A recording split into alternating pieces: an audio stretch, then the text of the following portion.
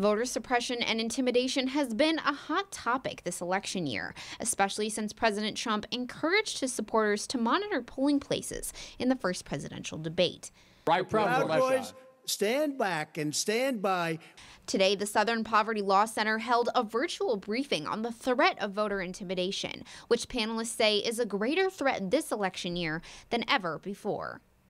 This risk can be traced directly to President Trump, who has whipped his supporters into a frenzy. His talk of a stolen election and a coup against him was only heightened by his order to the Proud Boys to stand back and stand by, and his campaign's talk of an army for Trump to watch the polls. Many states like Indiana have no laws preventing voters from carrying firearms at the polls, which panelists argue extremist groups will take full advantage of on Election Day, especially after being given the green light by President Trump.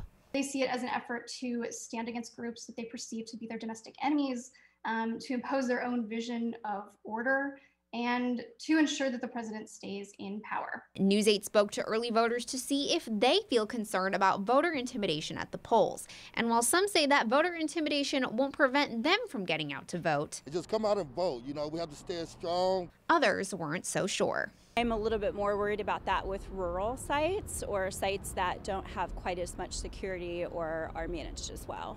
If voters do witness voter intimidation, the Southern Poverty Law Center recommends that they take photos and videos from a safe distance and report this information to the on-site poll manager or the Election Protection Hotline at 866-OUR-VOTE.